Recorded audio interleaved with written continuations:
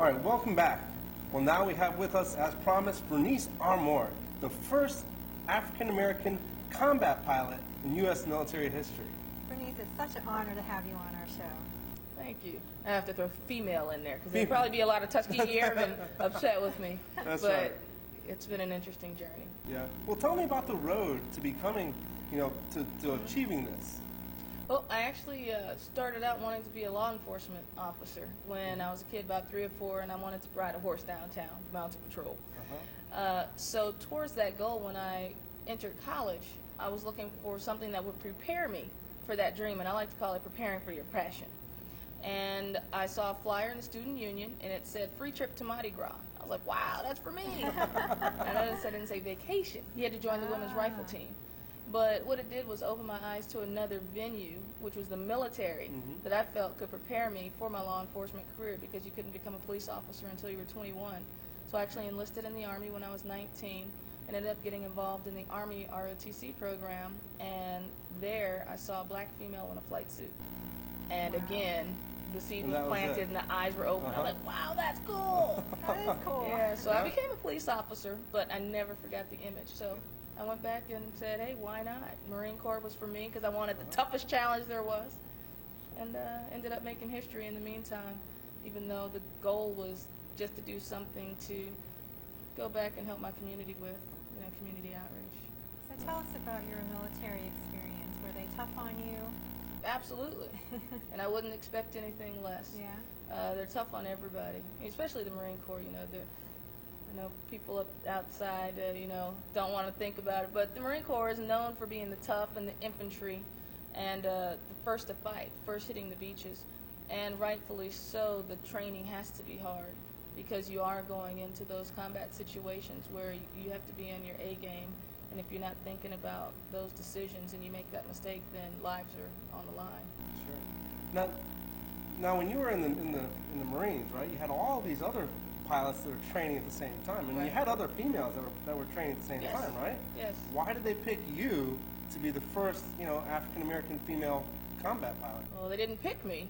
I just ended up being the first to join the Marine Corps that wanted to fly a combat aircraft. So no other black female had completed flight school before me, flying my aircraft. And then Iraq came around in 2003, so I was also in a combat situation. Now, a lot of people say, why is it the new millennium and we're just now having the first? Well, legislation didn't change for women in combat until the early mid-90s. Okay. So 91, women weren't eligible to fly in combat. Now, I was reading a little bit about you on the internet, and I see that you were one of the top people, or the top person in your class, in the combat class, right? Correct. Tell me about that. I mean, how did you achieve that? How many people were in the class? 12 Marines were in my class, and about 22 total, maybe 22 to 30 total flight students that earned their wings that time. But people kid me, but I did want to fly jets when I first joined the Marine Corps. And out of primary, they switched down 2 different pipelines, either jets or helicopters, or C-130s, which are transport. But I was looking at jets and helos. Wanted jets. I was 4th ranked after that session. The top 2 slots were jets. So the top 2 guys that had jet scores got jets. I was number 4. Said that will not happen again. So I was basically just driven when I went to advanced, which is the final phase of flight school. And I said, the number 1 guy gets his pick, and I'm going to be number 1. So that was it. Cut out a little of the partying and studied a lot more and made it happen. Sure. So who was your role model going through all the military training? I didn't have a pilot per se. So it's, the Bessie Coleman's, the Amelia Earhart's, the women who've gone before me just in the realm of flight, absolutely. But role models for me, I look at leadership and integrity and honesty, and I absolutely have to go back to my dads. I have 2. Some people don't have any. I was blessed with 2. So my stepdad passed away last year, and he was a Marine. Oh, thank you. But he was a Marine in Vietnam, 2 tours on a 46, which is the double rotor aircraft that transports the troops. And my grandfather was actually a Marine as well, and he entered the Marine Corps back when it was segregated, and it was called Mumford Point. and Marines had to go to a separate place to get trained, and it's actually the third boot camp of the Marine Corps. A little known fact, not many people know about it. They think there's only two, Paris Island and San Diego, but there was a third from 1942 to 1948. Now, when you were a little girl growing up playing with Barbie dolls, did you ever think you would end up being a combat fighter pilot? I actually did not play with Barbie dolls. Really? Bratz dolls. I played with Tonka trucks and climbed trees. I had a very active childhood. I had 3 brothers, and we were always outside, climbing trees, playing in the pool, discovering. That was our big thing. Everybody would jump on their horses and go discover. It was about adventure and the journey, not. And I've taken that into adult life as well. I'm not looking for retirement. It's really the journey of life and what legacy am I going to leave. Okay, great. And you know what? I think we have a clip, so let's go take a look. Who wants to be average? Do what average people do, you'll have what average people have. I don't want to be average, do you?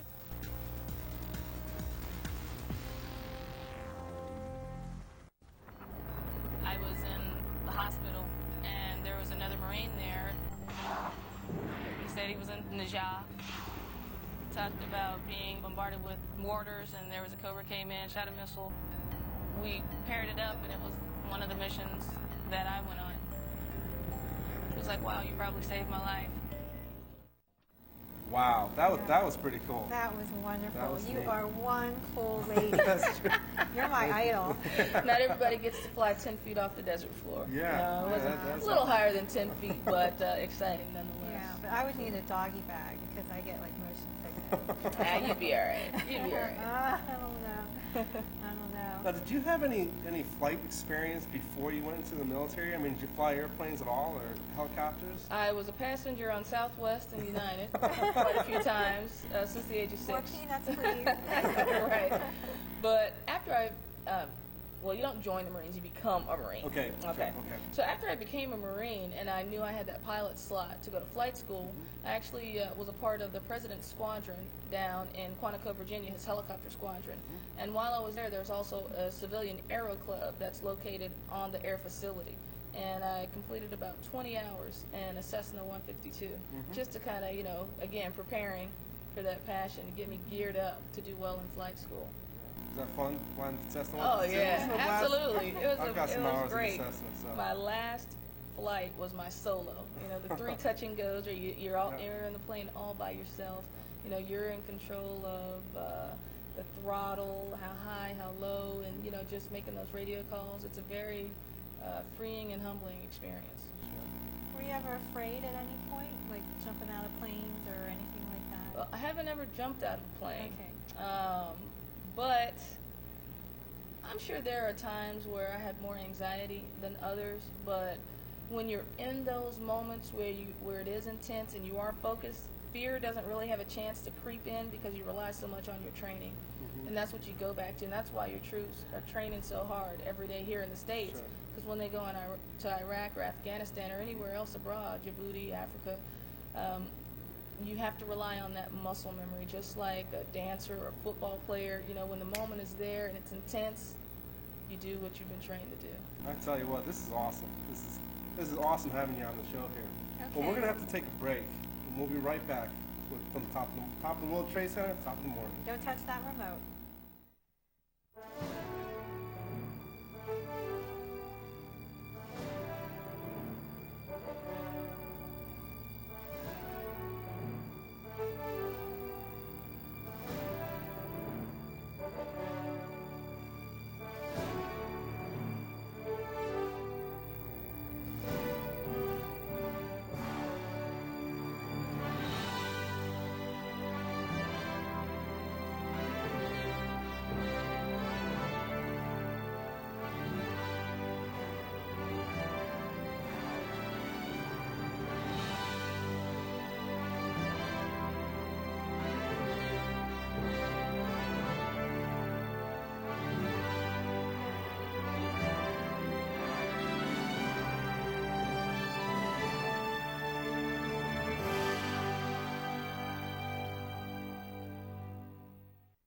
Welcome back. We're here with our guest, Vernice Armour, the first African-American female combat pilot. Wow. So we were just talking a second ago, and you said that you never jumped out of a plane. Correct. Don't they teach you that in your military training? Isn't that like a big part of it? Well, we actually get a little bit of parachute training, Okay. but it's where you're pulled behind a truck, kind of like parasailing, but you're not in the water, and you have to run until you take enough lift where you're lifted up in the air and you learn how to land. But as a helicopter pilot, we never go through any other training after that. Because with a helicopter you don't jump out. Oh, really? It's kind of like the captain of a ship. You go down with the plane, but you're not going down. Even if your engines were to cut off at 10,000 feet, there's a maneuver called an auto rotation. Now, have you ever been driving down the highway and stuck your hand out the window and turned it Sure. Yeah. where it's flat and it cuts through the air? You turn it up and wind kicks your hand back. Yeah. Well, in a helicopter, in different models, it varies on the distance from the ground, but at a certain point from the ground, you pull the nose back a little and you pull up on what we call the collective, which changes the pitch of the blades, and it does that same thing where it catches the wind and it cushions you just enough where you can slow down enough to slide onto Okay. the ground. So if you're flying your helicopter and let's say you're like 2,000 feet and your engine just dies, the helicopter just doesn't fall to the ground. Correct. It, Now, you do have to have forward airspeed, because if you're up here, it's just a rock. You're Okay. not gliding. Uh-huh. But the helicopter actually does have a little bit of gliding capability, assuming that you have enough forward airspeed or you're high enough to where you can drop the nose to get that forward airspeed to successfully handle that maneuver. That's pretty Wow, interesting. that's great. So do you still fly on occasion? I am not flying right now, but I'm going to be joining a club in the D.C. area, teaching youth how to fly, donating my time back as an instructor. Oh, that's Oh, great. what Yeah. club?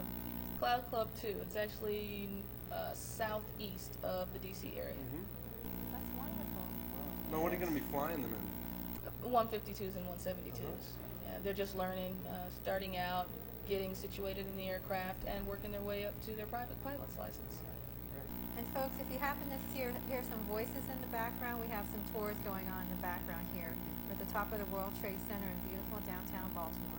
It's always an active place to be. Lots of people looking around and just enjoying the view of downtown Baltimore.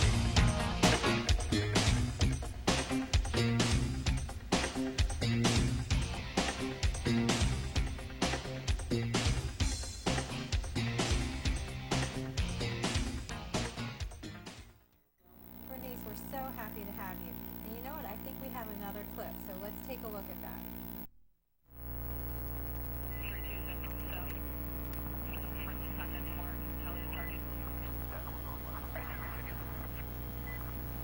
What's it like flying a Cobra gun ship?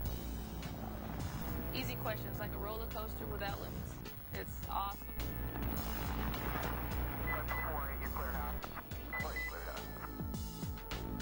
Once the zero come out and open up the birds for us, like, quick.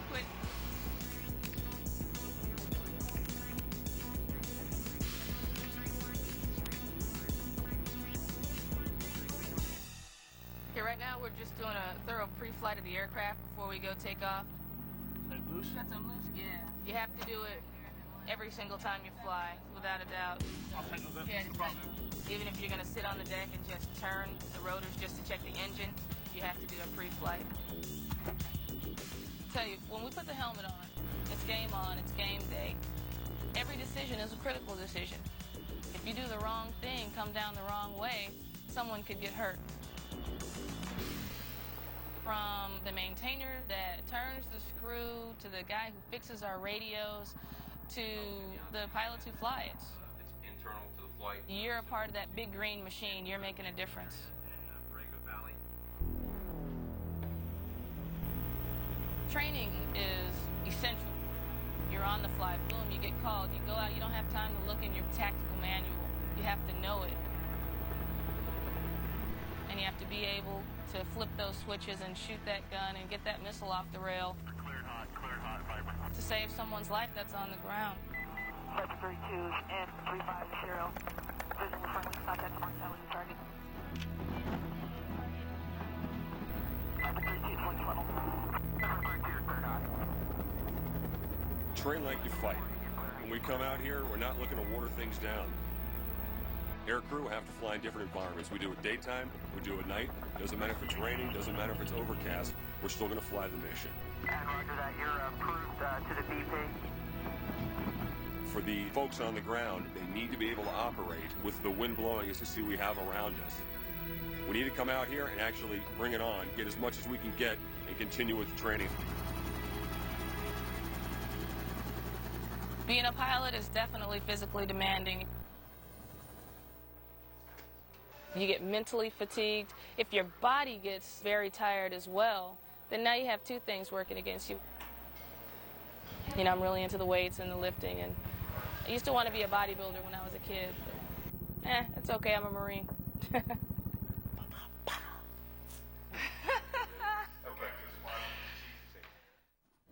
Well, that was great. That was great. Some great news clips you had there, and some great clips of being on other shows. Thank you. So tell me, you've been in the Marines as a combat pilot, and you did fly actually in wartime. Right. Okay. Tell me about some of those experiences.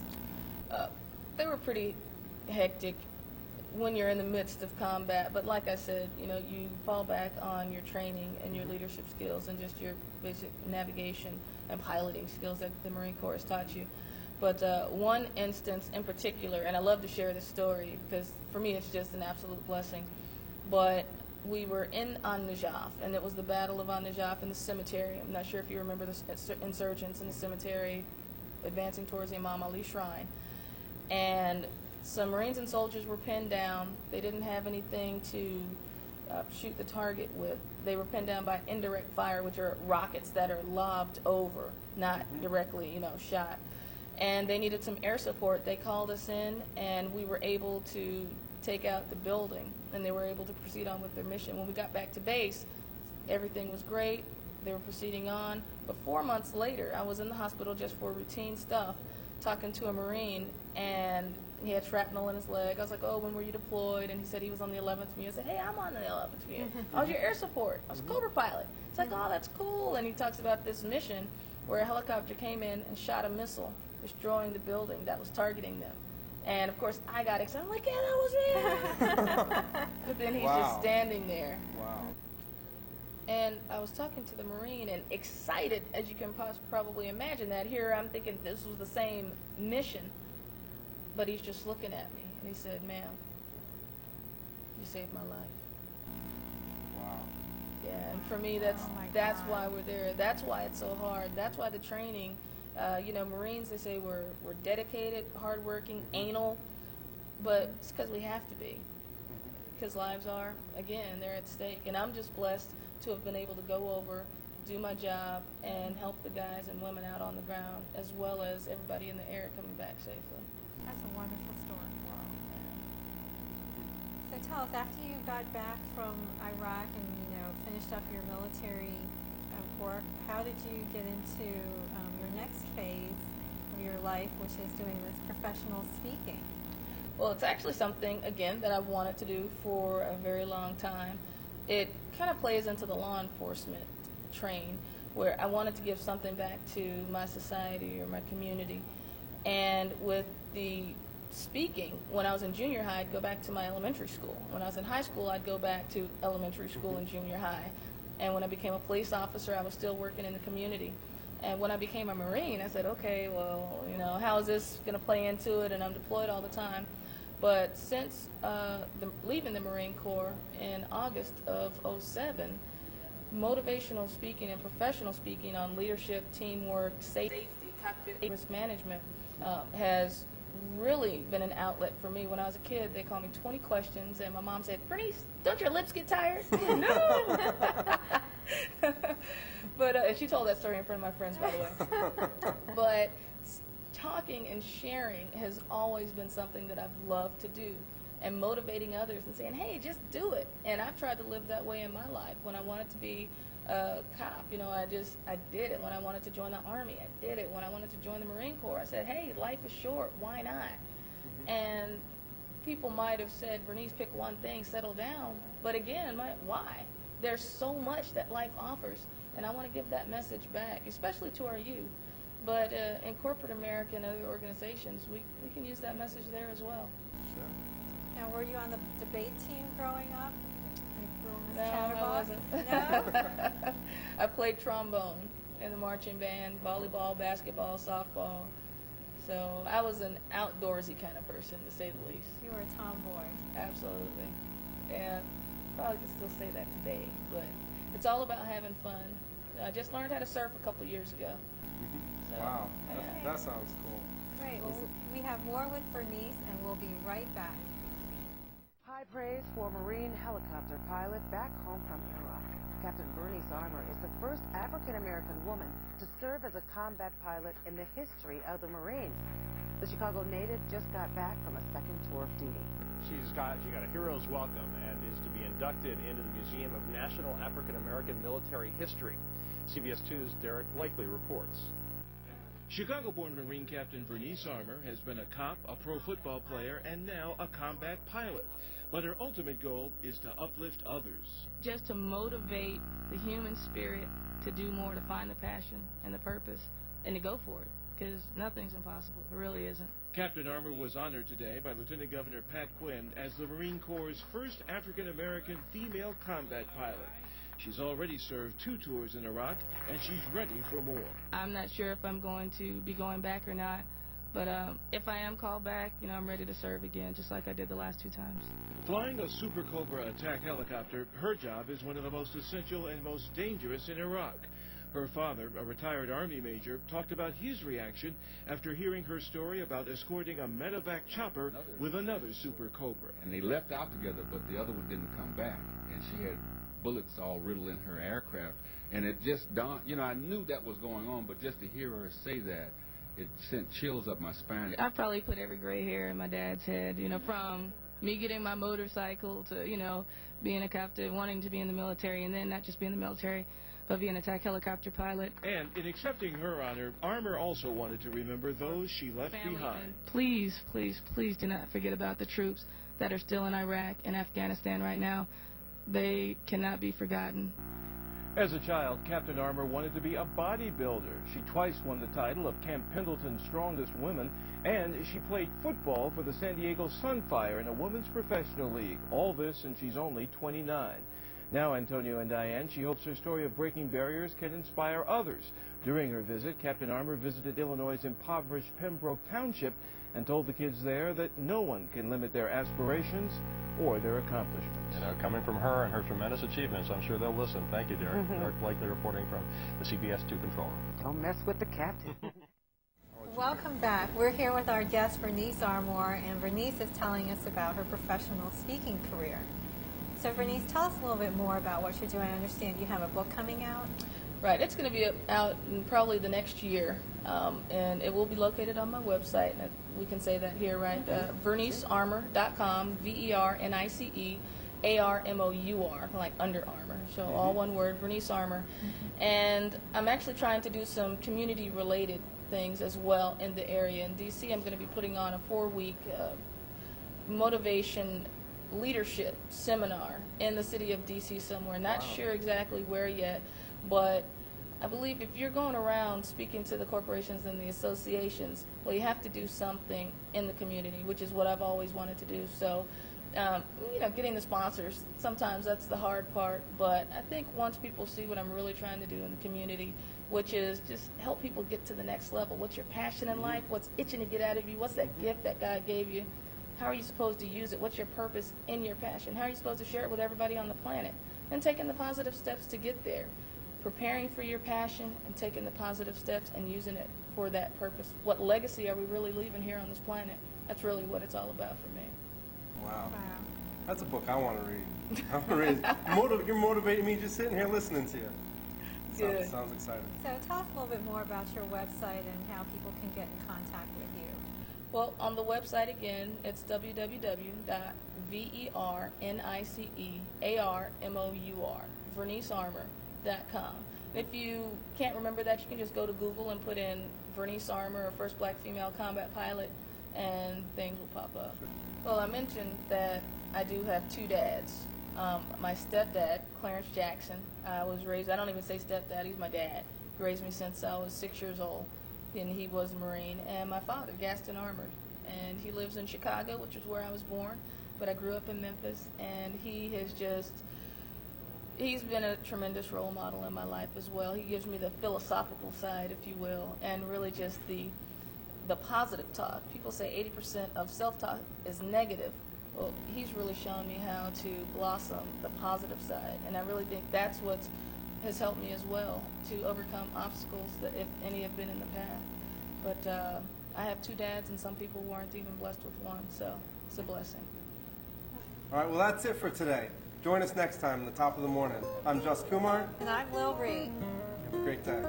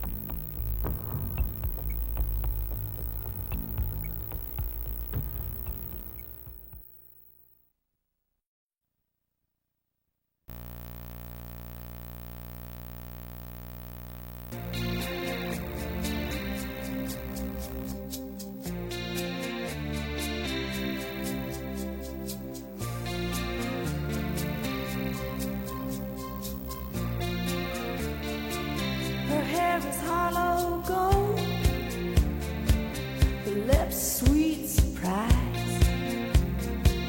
Her hands are never cold. She's got Betty Davis eyes. She'll turn the music on you. You won't have to think twice.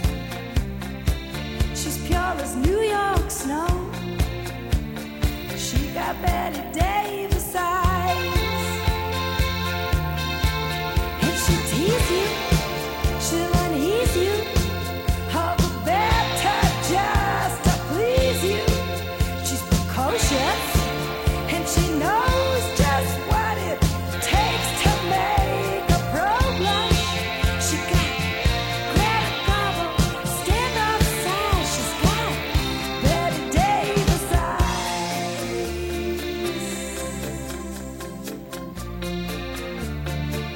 She'll let you take her home.